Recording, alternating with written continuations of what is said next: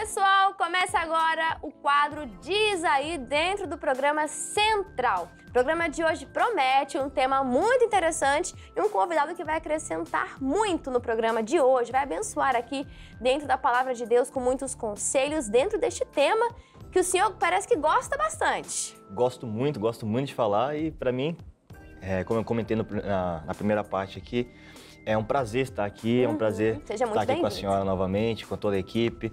É sempre bom, né? Até as risadas que a gente dá. Sim. É pra, de alguma maneira, glorificar a Deus. É um programa leve Exato. Também e a presença de Deus está aqui, por isso que a gente fica alegre. Exato. Bom, o tema de hoje é O Preço Não é Maior do que a Graça. Este é um título de um livro. Qual é a autora? Da Oretta Hagen. Que você encontra no spovo.com.br. É um livro sensacional. O senhor já leu este livro? Eu não li esse livro, mas Estou muito ansiosa para ler este livro. Já li alguns do Kenneth Hagin. Para mim, assim, tem uma facilidade muito grande de falar sobre certos assuntos. E é um que conhecimento absurdo, Exato. né? Quando a gente lê, a gente fica, meu Deus do céu, Exato. Preciso aprender ainda mais. Ele faz parecer muito fácil, né? Então você fica assim, como fazer? E é muito bom. Exatamente. E hoje, esse é o nosso tema. E para a gente dar aqui o pontapé na conversa de hoje, o que seria o preço não é maior do que a graça? Existe algum significado ou existem sinônimos que a gente pode usar para compreender melhor? Olha, eu costumo dizer, estava até comentando aqui com o pessoal da equipe, antes dessa parte onde nós estamos gravando, falando aqui, e me saltou aos olhos, porque a graça é um favor imerecido, é algo que a gente recebeu por aquilo que Jesus fez na cruz do Calvário, é algo que vem sobre a nossa vida, mas existiu um preço, né? E não foi qualquer preço, foi o próprio sangue do Senhor Jesus. E me veio um texto aqui, dona Júlia. Sim. Em Romanos, no capítulo de número 5, no verso 5, mas na versão da Bíblia Viva, que diz assim: e a esperança não nos decepciona, porque Deus derramou seu amor em nossos corações por meio do Espírito Santo que Ele nos deu. No verso 6 diz assim: quando estávamos totalmente desamparados, Cristo veio na hora certa e morreu pelos pecadores. Ou seja, é algo que a gente não tinha condição de pagar. Era algo que a gente não tinha direito, vamos colocar assim. E aí, por conta do preço que foi pago, recebemos a graça. Eu entendo que através da graça nós podemos viver coisas que não viveríamos e por conta disso podemos dizer que o preço não é maior do que a graça, porque se antes da graça nós éramos servos, depois dela nós somos filhos. Então nós temos um lugar à mesa, nós temos um lugar para se assentar diante do Senhor, nós podemos chamar Cristo de irmão. Imagina, é claro que Ele é o nosso Senhor. A gente pode chamar de pai, de senhor, de irmão, então, mas chamar de pai é um privilégio que a gente não teria. Exato. Tudo veio por meio da graça, por todo o sacrifício que foi feito, por todo o sofrimento que Jesus passou, pelo preço que Ele pagou. Hoje eu tenho lugar à mesa. Nós, normalmente, uma vez por mês, nós temos a Santa Ceia, não é isso? E nós relembramos o que Jesus fez naquela cruz. E por conta disso, nós temos lugar à mesa de Deus para ceiar com Ele. Se antes nós servíamos a mesa, hoje nós sentamos à mesa. Se antes éramos como escravos, hoje nós somos filhos. Nós temos o sobrenome do Senhor, nós temos o nome do Senhor em nosso favor sobre a nossa vida. Antes a gente comia das migalhas que caíam da mesa. Agora a gente se senta à mesa. Então, assim, é um privilégio. E como o senhor bem colocou, não é qualquer coisa, é a graça. Hoje nós vivemos na graça, mas não foi de graça. Houve um preço, e um preço extremamente alto, mas que Jesus pagou por todos nós. Exato. E até comentando com a senhora sobre o tema também, é um tema muito abrangente, porque a gente começa a pensar em tudo que a graça ela nos proporciona, tudo aquilo que Jesus ele fez em nosso favor. Você consegue entender que não é por merecimento, porque, poxa, eu posso entregar esse celular para a senhora e dizer, agora é seu. E a senhora não me fez. Amém, recebo. Vou perder?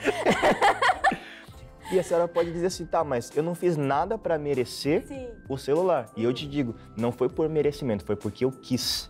Então foi o que Deus ele fez. Ele nos entregou porque Ele quis, porque Ele entendeu a necessidade que nós tínhamos. E isso é a graça. É quando nós recebemos algo que nós não merecemos, mas porque Ele é bom, é porque Ele é o nosso Deus, Ele pode nos tocar em nossas necessidades e nos fazer viver aquilo que nós não poderíamos ou até mesmo não conseguiríamos por nós mesmos. E vendo o que Jesus fez, é interessante também porque hoje nós temos essa liberdade de exercer essa paternidade de Deus sobre a nossa vida. Hoje nós conseguimos vivenciar a presença de Deus em nós, que era algo que não existia. Hoje nós carregamos do Espírito Santo sobre a nossa vida, que também não era algo comum, não existia. Nós hoje podemos enxergar a visão do Senhor sobre a nossa vida e antigamente só era revelada a alguns. A graça veio para acrescentar tudo aquilo que nós não tínhamos antes dela, ou seja, Jesus veio não para quebrar a lei, mas para cumprir a lei e aperfeiçoar com a graça. Ele veio nos entregar o que nós precisávamos, mas que nós não tínhamos conhecimento que precisávamos. Uma dívida muito alta, né? Exato. Tem uma pessoa que pagou a nossa conta ali. Imagina. Obrigada, Senhor, por isso, pela misericórdia e pela graça. A gente tem que agradecer isso todos os dias. Exato, né? exato.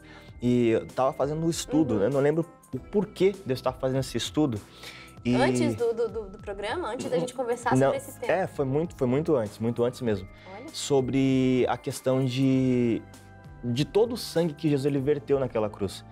Em média, um corpo humano carrega 3,5 litros de sangue.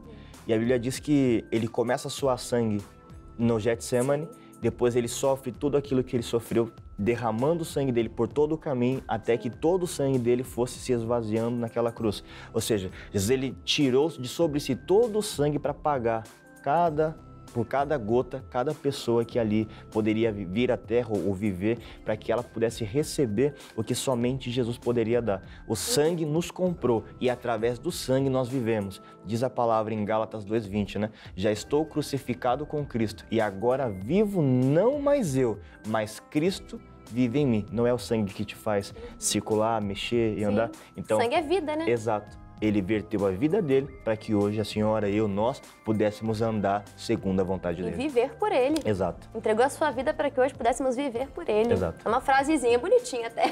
Como diz o nosso pastor, frase de internet. Frase de internet.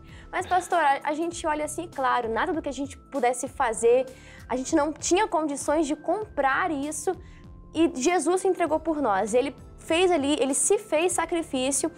Mas quando a gente olha para a vida do cristão e quando a Bíblia fala, por exemplo, sobre cada um tomar a sua cruz, não quero falar aqui que com as nossas obras a gente garante salvação, porque isso é mentira. Sim. É pela graça, pela fé. Agora, isso exclui o fato de que aqueles que caminham com Cristo, aqueles que são discípulos, têm que tomar a sua cruz? E também essa frase, tomar a sua cruz, seria um sinônimo também do nosso tema de hoje, que o preço não é maior do que a graça?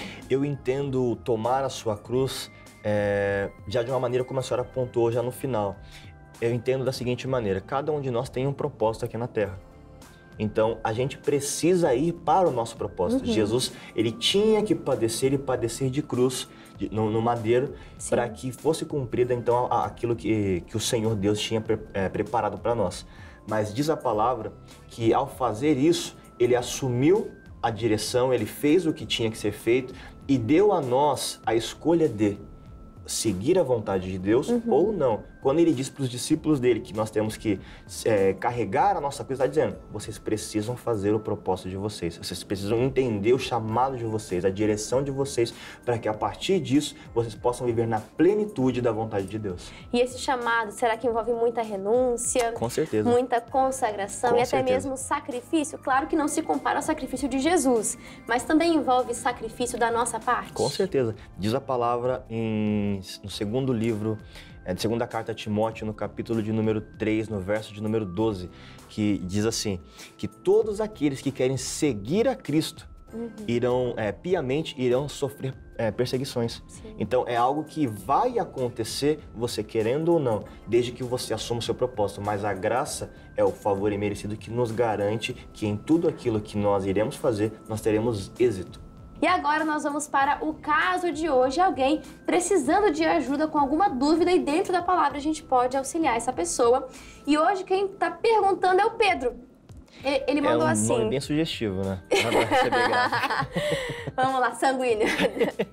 Meu nome é Pedro e desde pequeno sempre aprendi que se buscasse a Deus com fé, Ele me abençoaria em todas as áreas da minha vida. Mas, ultimamente, tenho me sentido frustrado, tenho buscado uma bênção na minha área profissional, tenho orado, jejuado e me esforçado ao máximo, mas parece que Deus se esqueceu ou que eu não mereço mesmo. O que mais me entristece é ver as pessoas que nem da igreja são, sendo abençoados naquilo que tanto tenho pedido a Deus e que eu estou buscando, mas nada acontece. Por que eles recebem e eu não? Essa questão tem me deixado confuso e até mesmo desanimado na minha fé. Bom, a gente vê aqui uma pessoa que está desanimada porque vê os outros sendo recompensados e ele que está pagando o preço não vê essa graça, essa glória, essa bênção também sendo ministrada na vida dele. Como é que a gente pode ajudar o Pedro? Diz aí, pastor. Olha, eu entendo a pergunta do Pedro vou colocar assim, em 3 partes. Eu vou dividir essa pergunta em 3 partes. A primeira parte da pergunta, ele fala que ele está se esforçando, ele está jejuando, ele está orando e não vê a recompensa. Tem situações na sua vida, Pedro, que você vai precisar se esforçar ainda mais para que você obtenha aquilo que Deus ele quer entregar a você. Mas não é simplesmente pelo fazer disso que a graça virá sobre a sua vida. A graça é de uma maneira diferente. Como é um favor imerecido, como, por exemplo, você comentou aqui, pessoas que não são cristãs estão recebendo aquilo que você gostaria. A minha pergunta para você é, você já perguntou a Deus o que Ele tem para você? Você já perguntou a Deus o que Ele quer fazer na sua vida? Porque muitas vezes a gente está tão preocupado com aquilo que a gente quer, que a gente deixa de ouvir a voz de Deus e receber a vontade do Senhor e acaba recebendo a vontade permissiva do Senhor, que é bem diferente. Deus permite que algo aconteça, mas não é a vontade dele. Agora, quando é a vontade do Senhor, Ele prepara o caminho, Ele te dá a direção e faz com que você avance. Sobre a questão da pessoa que não é convertida e receber, eu entendo isso como graça, entendo isso como misericórdia, que mesmo distante do Senhor, mesmo não conhecendo o Senhor, ela recebe algo porque tem alguém intercedendo, porque tem alguém orando, porque tem alguém pagando o preço por ela, para que ela possa exercer ou receber aquilo que o Senhor ele tem ordenado para a vida daquela pessoa. Se a gente for olhar para a Bíblia, nós vemos o exemplo de Naamã, que ele foi abençoado, curado da lepra, que naquela época era uma doença terminal. Você tem a lepra, você vai morrer com a lepra. Sim. Mas ele é curado e não era nem convertido. Exato. E depois que ele foi e ele levou um pouco da areia do templo, e assim que ele se ajoelhasse nos templos dos deuses lá da onde ele era, ele estava se ajoelhando perante a Deus, Sim. ao Deus que havia curado ele. Então, existe essa bênção que não é para pessoas que são da igreja, são para a igreja também as que não são, se chama Reino dos Céus. Sim. É o reino das bênçãos de Deus, que está disponível e pela graça, pela misericórdia, você alcança.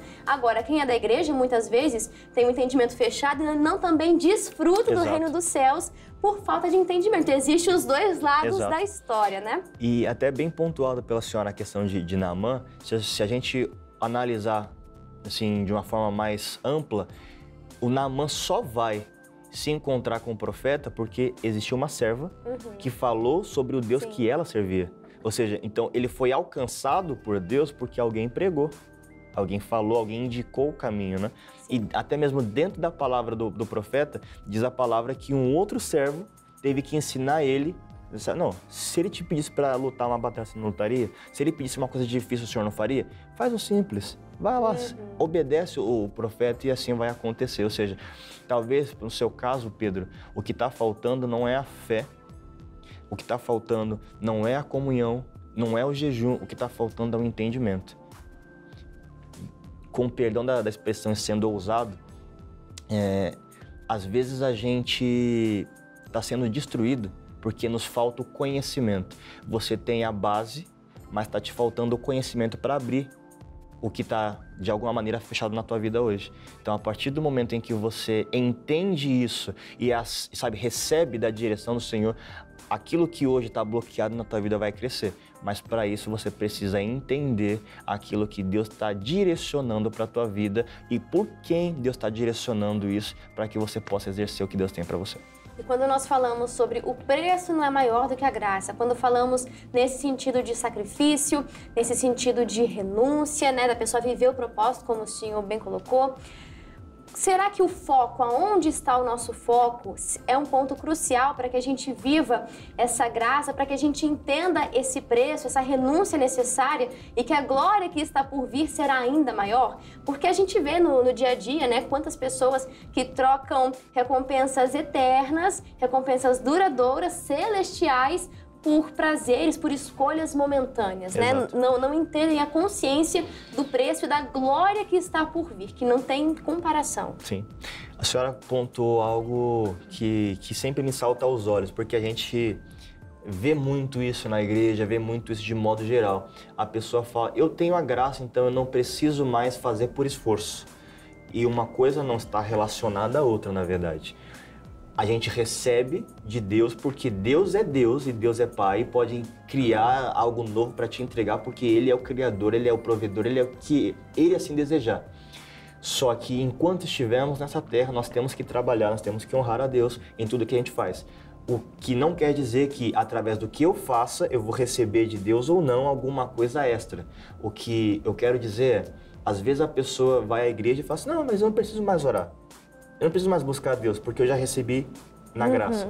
E não tem nada a ver. A graça foi o que Jesus fez por nós e que se espalha a cada vez que nós precisamos dela. Mas a minha comunhão com Deus, aquilo que eu faço em oração, aquilo que eu entendo da palavra é o que pode produzir algo novo na minha vida, é o que pode produzir aquilo que talvez esteja faltando. E o ato de acreditar na palavra e acreditar no agir de Deus é o que vai fazer a gente ir além.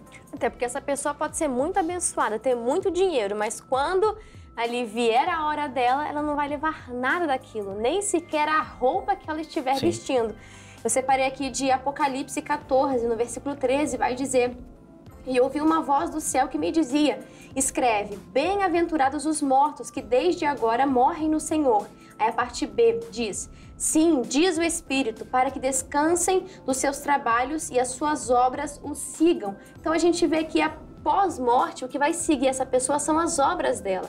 Quando nós entendemos a salvação, ela por si só já é a maior bênção de todas, maior do que a cura, maior do que tudo. Claro, Deus tem a vida em abundância, Deus quer que você viva 100% aquilo que Ele garantiu através do sacrifício de Jesus. Agora, quando nós olhamos para a salvação, ela é a maior bênção. E tem gente que olha para a maior bênção e já despreza as outras também, né? Fala, já garanti a salvação, então a pessoa às vezes morre com a doença. Isso é muito triste. Mas o ponto que eu quero ressaltar aqui não é só essa vida em abundância, mas essa pessoa que já é salva, mas ela não se atenta às obras como uma recompensa, como um galardão dela. Então, entendendo aqui que as obras são a única coisa que vai seguir você, como que eu posso, aqui nessa terra, ter mais recompensa no céu? Eu posso trabalhar aqui nessa terra visando a minha recompensa lá no céu? E o que eu faço para aumentar essa recompensa? Diz a palavra em Tiago, né, que a fé sem obras é uma fé morta. Ou seja, como é que eu posso professar que eu sirvo ao Senhor Jesus, que eu caminho com o Senhor Jesus, se aquilo que era para eu produzir, eu não estou produzindo? Então, não adianta dizer, ah, não, beleza, eu tenho a graça, mas a graça ela vai te fazer ser transformado por ela e transformar outras pessoas. Se a graça do Senhor não é transformadora na sua vida, então não é a graça de Deus. Porque a partir do momento que você recebe dessa transformação que a graça produz, você quer que outras pessoas também passem a exercer ou viver aquilo que você também vive. Ou seja, quando a gente diz aqui que a fé sem obras ela é morta, que aquilo que nós recebemos de Deus tem que produzir vida, tem que produzir algo novo, o que eu quero dizer é, eu recebi de Deus algo merecido, mas eu estou vendo meu irmão indo para o inferno e não faço nada. Que tipo de graça eu tenho? Até porque um dos mandamentos é pra gente amar o próximo. Se você ama o próximo, vai deixar a alma dele ir pro inferno. Que tipo de graça é essa? Que tipo de amor, que tipo de favor é esse que eu vejo uma pessoa que eu amo, do meu convívio, às vezes pai, mãe, indo para o inferno e eu não consigo abrir a minha boca para dizer daquilo que eu carrego, daquele que eu carrego. Porque a partir do momento que eu começo a dizer sobre o nome de Jesus, a palavra de Deus diz em Mateus, no capítulo 12, no verso 21, que o nome dele é esperança para as nações. Que tipo de esperança pode ter alguém que não conhece Jesus? Que tipo de esperança pode ter alguém que não tem a graça do Senhor Jesus? Aquilo que Ele fez na cruz do Calvário para nos entregar. As obras são fundamentais também. Você não é salvo por obras, aquela frase, você não é salvo por obras, mas quem é salvo faz obras, tem obras. Então, que você venha desenvolver isso. Que você venha desenvolver isso na sua vida também, entendendo que tudo que você faz aqui nessa terra vai ter algum efeito no céu, positivo ou negativo. Acontece que se for negativo, né? Não sei, enfim, receba. É um tipo de lugar diferente.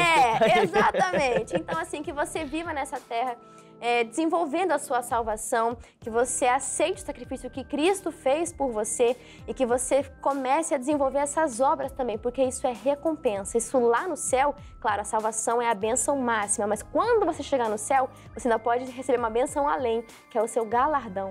Então isso é muito importante, guarde no seu coração.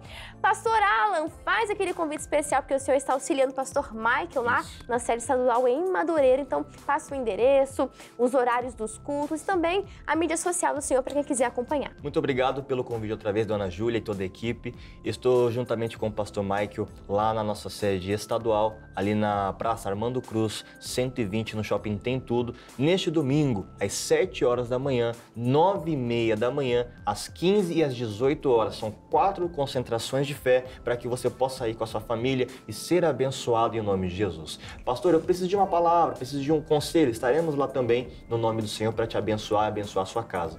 E só um último recadinho, dona Júlia. Sim. O meu Instagram é Alan, com 2 L's, CSZ. CSZ, Alan CSZ. Aí você vai me encontrar lá. Tá aparecendo aqui embaixo, você vai poder anotar. Tira uma foto. Bom, pastor Alan, muito obrigada. Alan, muito obrigada. Tem disso também, galera. Deus abençoe sua vida e seu ministério. Seja uma bênção. Foi um prazer receber. Obrigado. E você aí de casa, foi um prazer. Você que ficou até aqui conosco. Um grande abraço e vejo você numa próxima oportunidade. Até lá. Deus abençoe. Fala pessoal, você que acompanha o canal CJC e acabou de ver um vídeo do Diz Aí, tenho certeza que você gostou muito. Então deixa já o seu like, escreve aqui nos comentários o que você achou do programa, sua sugestão pra gente também e aproveita, se inscreve no canal e já ativa o sininho para ficar por dentro de qualquer vídeo novo que a gente colocar aqui, combinado? Um beijo!